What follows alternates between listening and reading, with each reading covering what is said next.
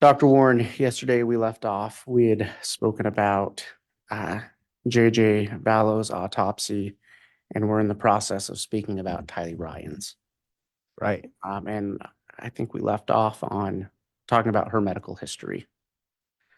When you received Tylee Ryan, how did you receive her remains?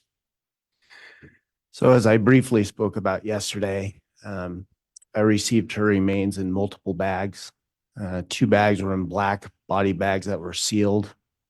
One of the bags was a brown paper bag with multiple other smaller brown paper bags within that bag. So essentially what we did is the first thing we did is we x-rayed all of the bags. I think we took a total of 28 x-rays. And essentially we were looking for any kind of projectile or weapon fragments, or and what we saw in this case were multiple bones. And there's also a fair amount of what you could tell was debris, which ended up being mud and dirt and rocks. So that's the first thing we did, is we took multiple x-rays. And then we opened each bag and we went through all of the remains. And like I said yesterday, this took about a week. It took a lot of time, but we were able to separate all the debris in the mud, and we were able to get several bones. There were some organs that were still identified, and also some soft tissues that we were able to identify. What organs were you able to identify?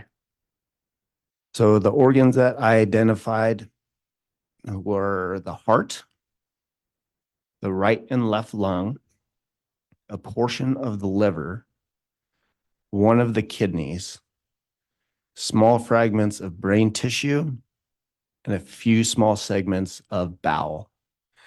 Now, just so you know, all of these tissues were charred, they were blackened, they were shrunken. Some of them were partially burned away. So these weren't intact organs that looked like normal organs. They definitely had fire artifact. And were you able to identify any portions of her skeletal structure? Yes. So there was a portion of her skull, and then there were multiple pieces of skull fragments. We found multiple vertebral column, actually the full vertebral column from C1 to C7, so the vertebral bones in your neck, and then also multiple vertebral columns in the thoracic and lumbar region. We identified the sacrum, both hip bones, the sternum, both clavicles. And then as far as the extremities, we identified multiple long bones in both the upper and lower extremities, and foot bones as well. And like the organs, these weren't intact, pristine bones. These were bones that were partially burned away, blackened, charred, brittle, with extensive fire artifact. With the condition that Tylee's body was in, were you able to perform any type of toxicology testing? Yes. How did you do that? So on a portion of the sacrum and the hip bones, I noted that there were still fairly large amounts of skeletal muscle. I could identify it as skeletal muscle. So what I did is I made incisions into the skeletal muscle, and I went as deep as I could to find the best possible sample that wasn't blackened and charred. And we sent a sample of skeletal muscle for toxicology testing. And did you receive any results from that? Yes. What were the results of the toxicology testing? So it came back positive for ibuprofen. So that's just a non-steroidal anti-inflammatory. It came back for caffeine. It came back for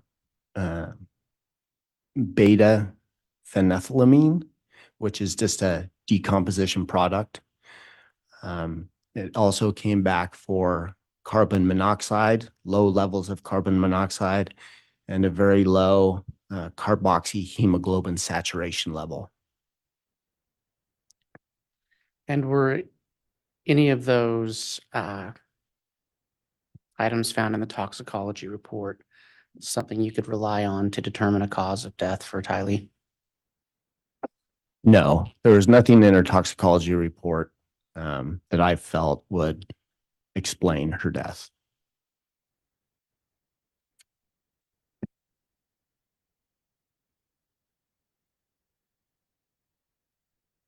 Your Honor, I'm going to ask that the witness be handed State's Exhibit 176,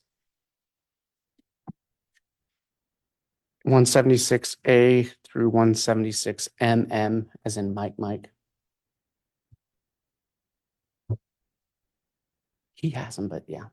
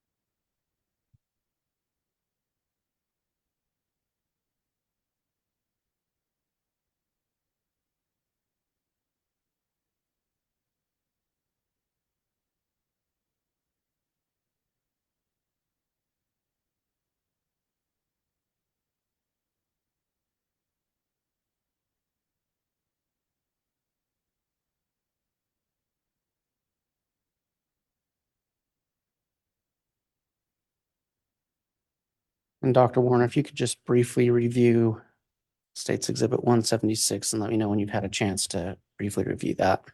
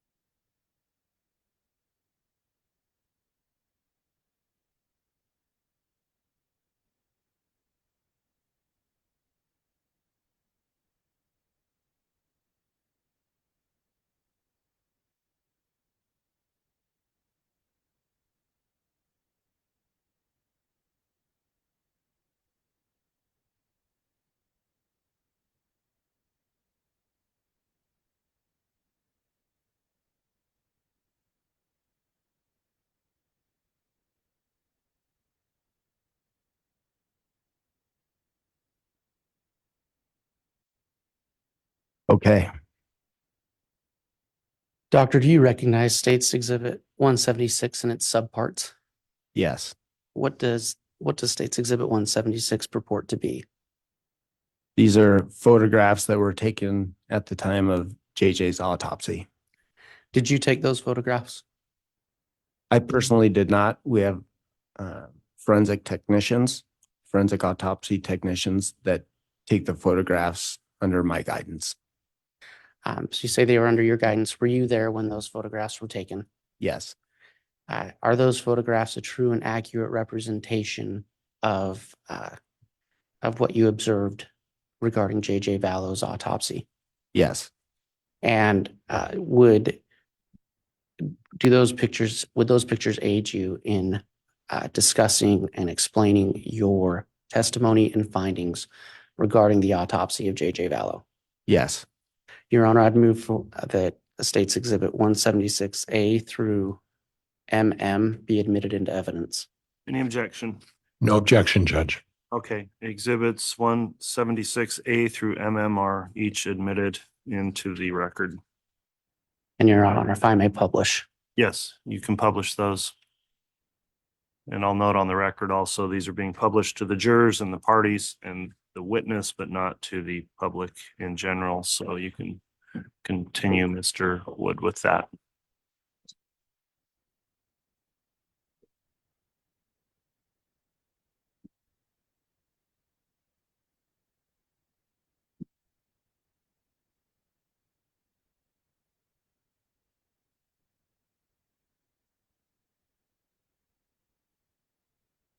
And I've already set it up. They can't see you, Chad.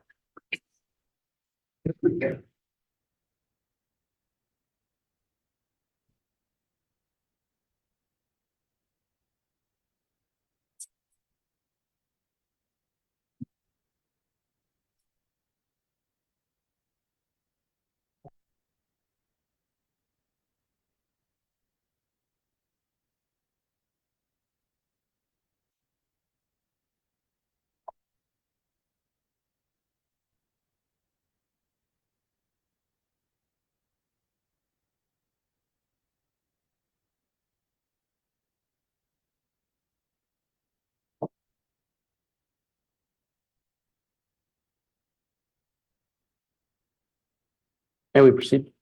Yes, thank you.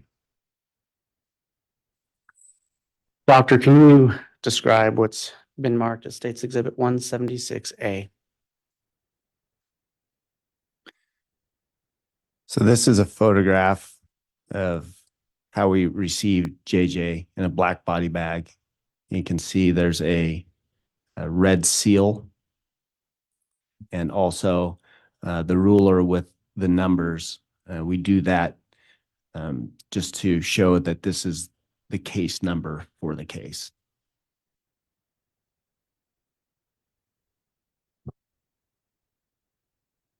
And can you describe what's being shown in 176B? This is a close-up photograph of the seal or the body lock, number 506559, after it's been cut and removed. And what's the importance of documenting that? So we want to document that when we receive the body in the body bag and it's sealed, we take a photograph of it to make sure that it's not cut or hampered with in any way. And then we take a photograph showing that we cut it at the time of the autopsy, just for evidence preservation. And can you describe what the jury sees in 176C?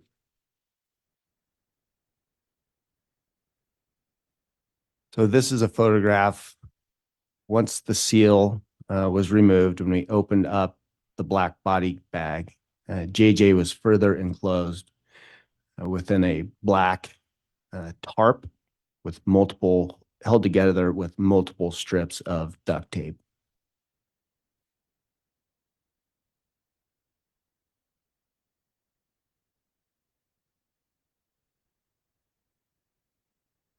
And in 176D, what did you observe? So this photograph shows we opened up the black tarp that was held together with the duct tape. And this is the first time that I actually saw JJ's body, which you can see, and we talked about briefly yesterday.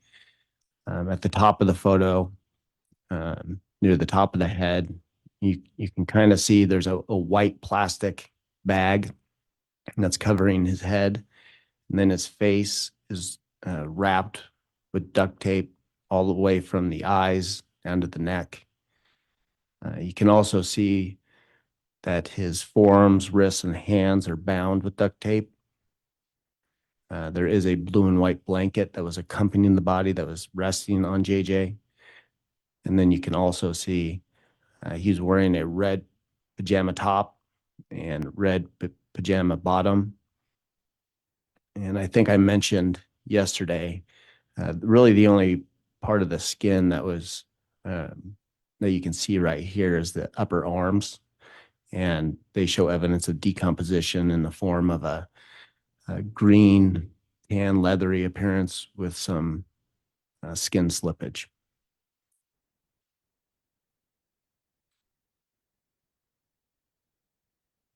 And what did you observe in 176E?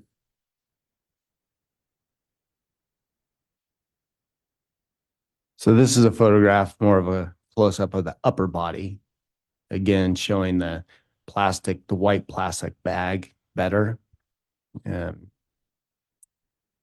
You can see there is a tear near the top of the head in the white plastic bag. So I was informed before I did the autopsy that law enforcement, when they found what they believed to be JJ, they made that small tear to confirm that there was human hair and that there was a human body in the bag. So to my knowledge, that's where that tear came from. But this just better shows the plastic bag over the head and the duct tape covering the face.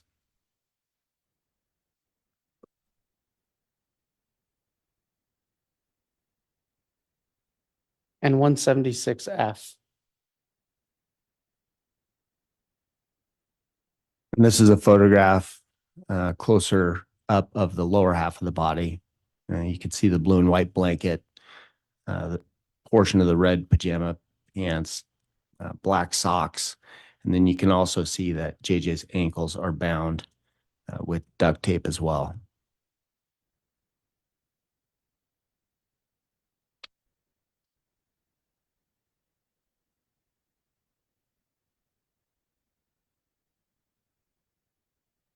Doctor, what did you observe in 176G?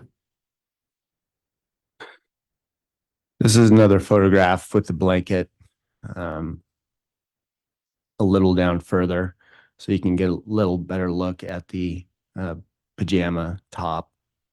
I think the main thing here is you can see there's decomposition, or the pajama top was soaked with decomposition fluid, and there was mold on the shirt. And then you can see also there's a fair amount of dirt and other debris on the duct tape around the face.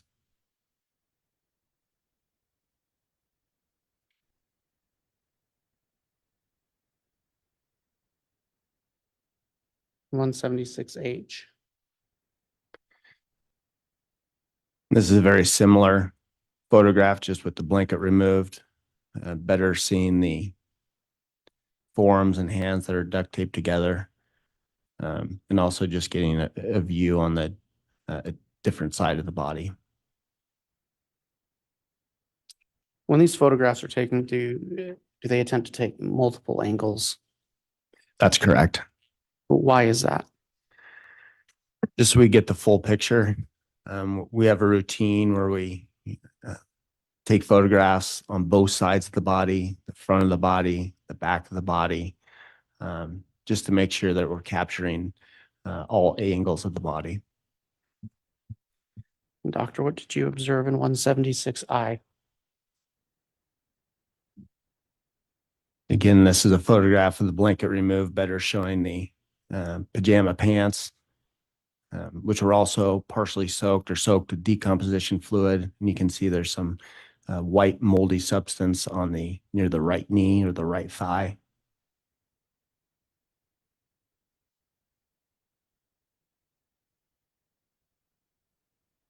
And 176J. This is a photograph better showing the ankles that were bound with duct tape.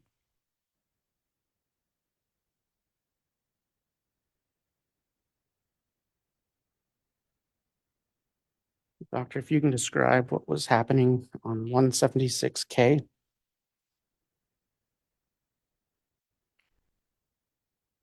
So what we did to remove the plastic bag and the duct tape is we made one single cut along the side of the face and carefully removed it, exposing JJ's face. So you can see JJ's face, at least a portion of his face, has green decomposition discoloration. And then there's also a strip of duct tape that is covering JJ's mouth that essentially runs from jawline to jawline.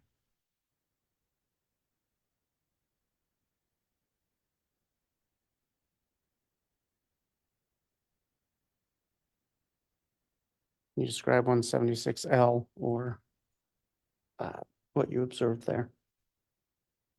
So after we made the single cut and removed the white plastic bag with the duct tape off of the head, we took a photograph of it, and this is from the inside out. So what would be the portion that was covering JJ's face on the inside. And what you can see here is there's a fair amount of fluid, decomposition fluid, and some dirt and other debris within there. And to be clear, that was the bag that was wrapped around his head. Correct.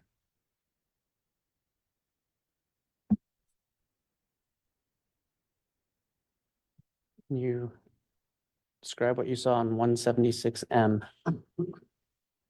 This is a photograph of JJ's head after the bag has been removed. And it better shows the strip of duct tape that is covering his mouth.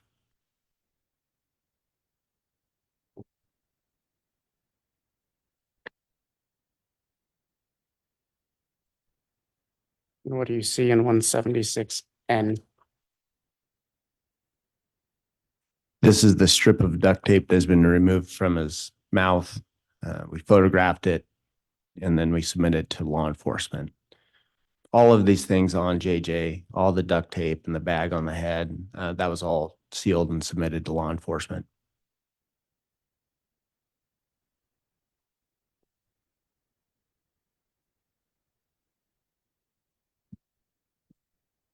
Doctor, if you can describe what you observed in 176O. Again, this is a photograph of JJ's forearms and wrists and hands being bound with multiple layers of duct tape.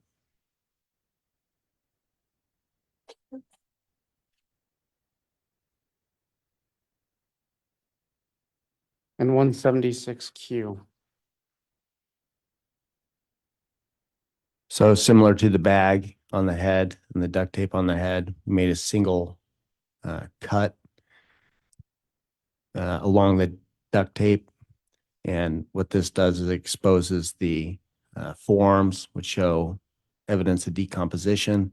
And it also reveals that JJ's wrists were further bound with additional duct tape. And doctor, I'd normally ask you to point that out with a pointer on the screen where we don't have the screen. Is this where my pen is pointing the additional duct tape you were speaking of? Yes.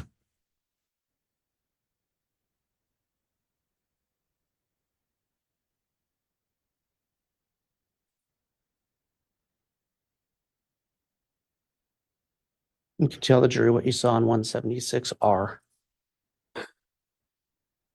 So this is the duct tape that was wrapped around JJ's forearms and wrists and hands. It's been removed. We take a photograph of it, and then we submit it to law enforcement. And was that, when that was removed, can you describe how that was removed? Yeah, similar to the bag and the duct tape around the face and the head. We made a single cut and then carefully removed it.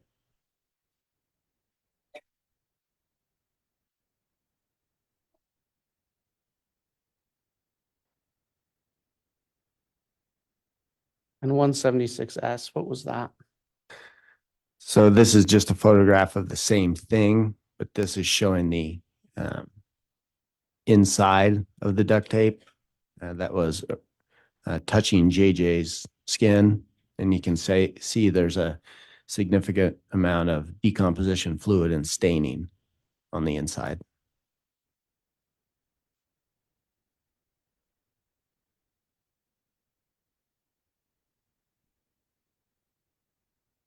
And if you can describe what you saw in 176P.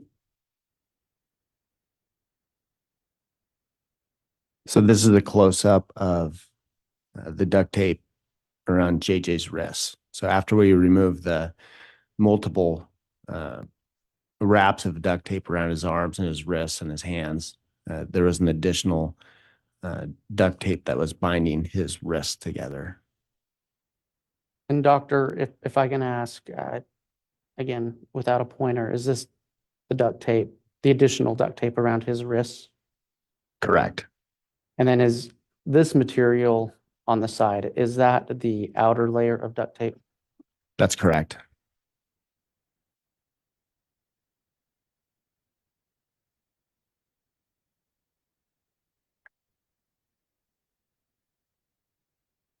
And what is shown in 176T? So similar to the other duct tape, we removed this duct tape. We made a single cut.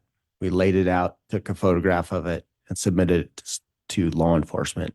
You can see on this duct tape, there's also decomposition, staining, and some dirt and other debris on the duct tape.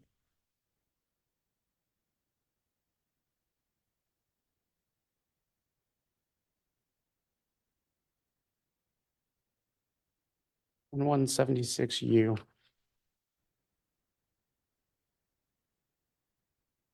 This is the duct tape that's been removed, again, just flipped over. So this is on the outside.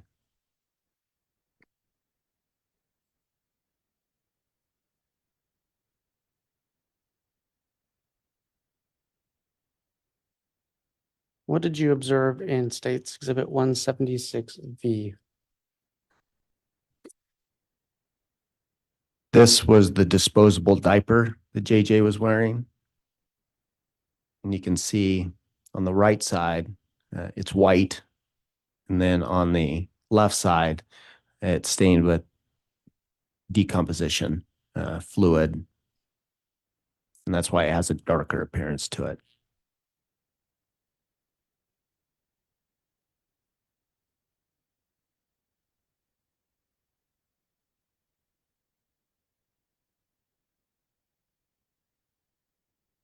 Detective, can you describe what you see in States Exhibit 176X?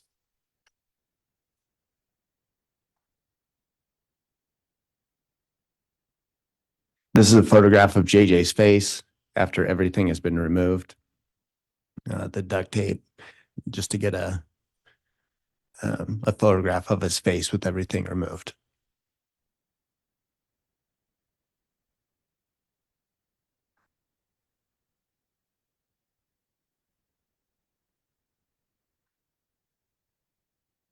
Can you describe what you see in 176Y?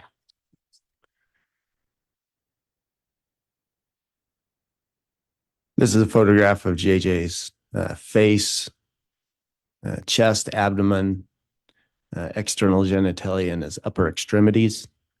This essentially is showing the extent of the decomposition of JJ.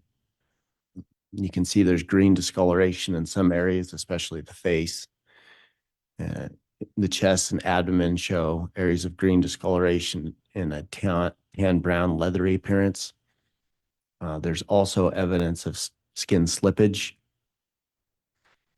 And then there's also some small white mold formation on the body as well. And doctor, skin slippage is probably self-explanatory, but just for purposes of the record and for the jury, can you explain what you mean when you say skin slippage?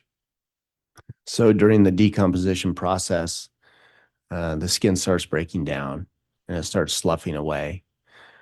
So those patches on his chest and his abdomen, those are areas where the skin is starting to slip away.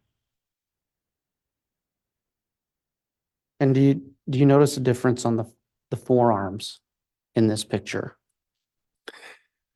Yes. So you can see the forearms do look different. There's a well demarcated line that starts at about the elbow. And the reason it looks different is that's where the duct tape was wrapped around his forearms.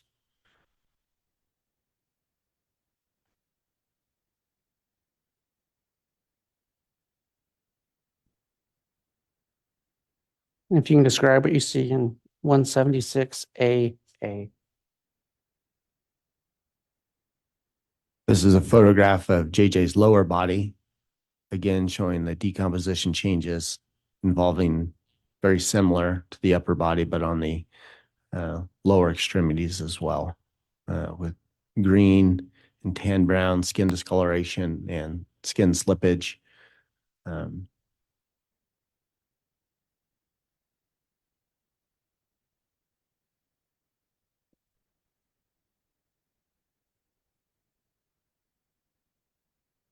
You can describe what you see in 176B.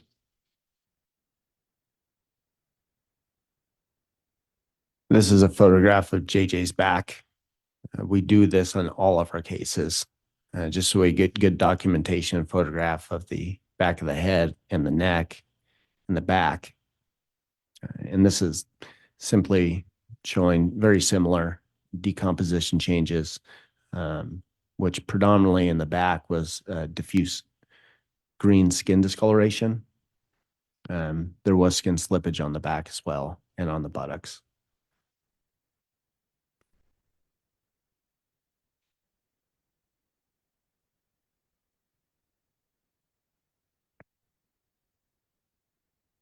You describe what you see in 176CC.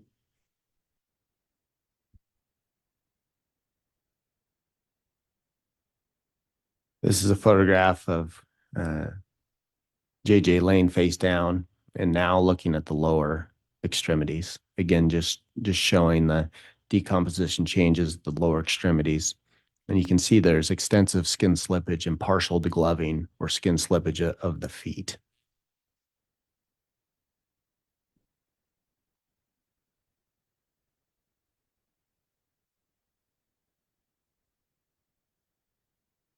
Doctor, if you can describe what you see in 176DD.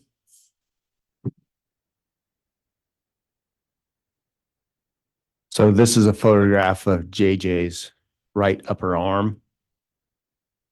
And during this autopsy, I was essentially, like we talked about during the external examination, I was looking for any evidence of natural disease or any evidence of trauma that could help explain why JJ may have died.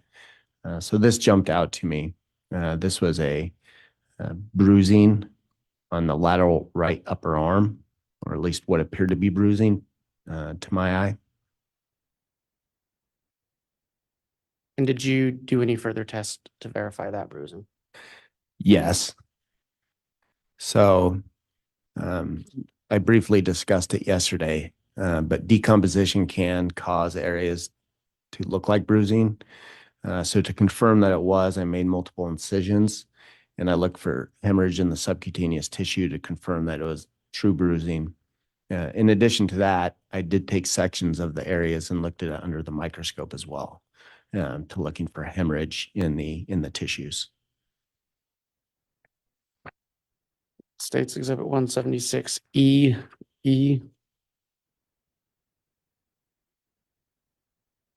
So this is a close-up photograph of the bruise that I just described on the right upper arm.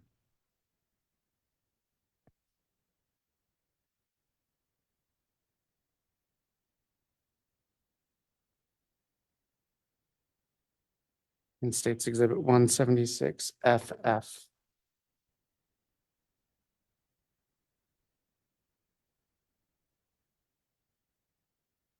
What was happening there? So this is the bruising on the right upper arm, and I've made an incision, and I'm looking for hemorrhage in the subcutaneous tissue. And if you can see, I'm holding it up with the forceps to show that there is hemorrhage in the subcutaneous tissue. again, without the benefit of a pointer, is this the area you're referring to? And where that color appears to be darker, is that what you're referring to? That's correct. And so did that lead you to a conclusion as to the bruising? That led me to believe that that was true bruising, and it wasn't just artifactual bruising or from the decomposition process.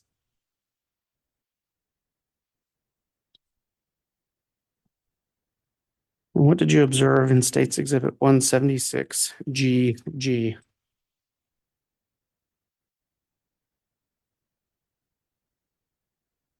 So this is a photograph of JJ when he's face down, and this is a photograph of the left upper arm. And there was an area of concern for bruising on the left upper arm as well. And again, without the benefit of a pointer, I'll use my pen. Is this the area you're referring to? Yes.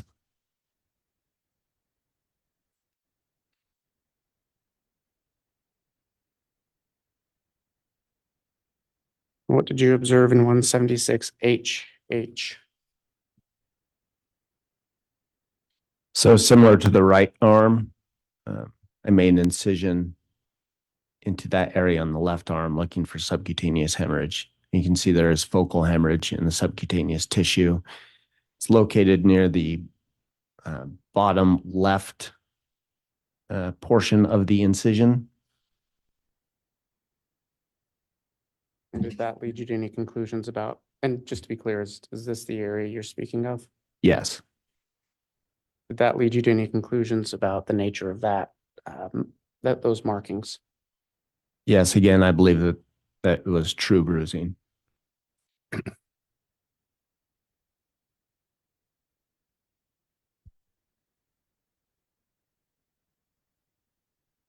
you describe what you observed in 176 II?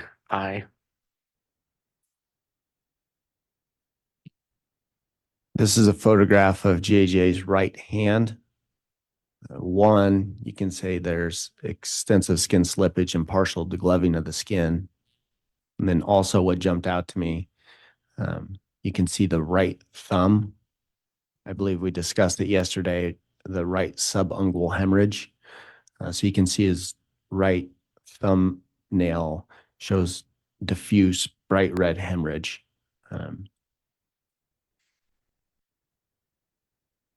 We spoke yesterday about type of force necessary to cause something like that, correct? Correct.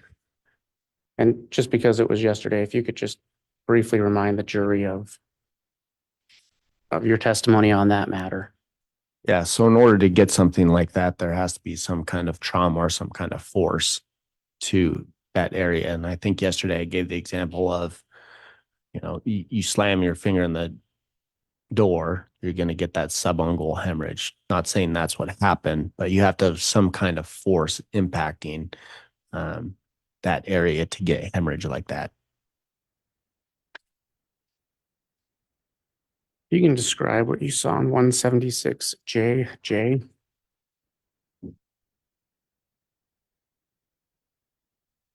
This is a photograph of JJ's left lower extremity near his ankles, upper shin area. I believe I touched on it yesterday that there were some areas that looked concerning for bruising after we removed the duct tape from his ankles. So this is the area I was talking about. You can see the skin, for the most part, is light green discoloration. And then the area, there is a focal area that has a very dark appearance to it. So to the naked eye, I thought that this very well could represent bruising. And did you do any follow-up testing on that?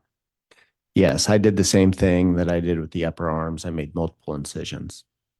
And did you, what were your findings? I did not see any subcutaneous hemorrhage in the tissues on either the left ankle or the right ankle.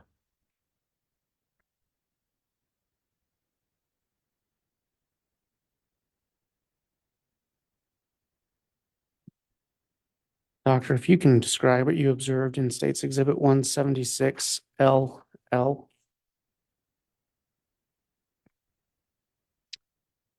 So this is a photograph of JJ's neck. Specifically, it's the left side of his neck. You can see on the upper portion of the photograph is his left ear.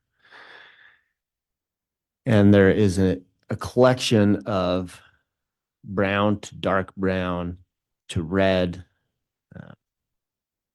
scratch-like abrasions, some of them with dark red hemorrhage that involve the left side of the neck and near the left angle of the jaw.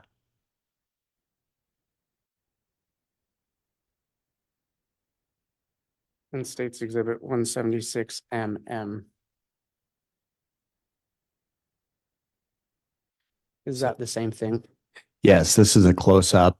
Again, you can see the vast majority of the skin has this faint kind of green skin discoloration, and then there's a fairly large collection of linear and irregular light brown to dark brown to red scratch-like abrasions on the neck and angle of the jaw. Why was that of note to you? Well, in any case, and especially a case like this, you want to simply document every injury that you find. So that's important. Also, at least in my experience, they look like scratch-like abrasions. So it's important in this case, considering there's a white plastic bag over his head, are these scratch-like abrasions from the individual putting the plastic bag over his head? Judge, I'm going to object at this point. Calls for speculation. Your Honor, I don't think he's speculating. He's talking about different methods by which those abrasions could occur. It's overruled. It could also be from JJ himself trying to get the bag off of his head. I wasn't there. I don't know. But these are the types of things that go through my head and the possibilities. Thank you. And again, doctor, just because we had a bit of time between yesterday and today, based on your opinion, what was the cause of death of JJ Vallow? I determined the cause to be asphyxia by plastic bag over the head and duct tape covering the mouth.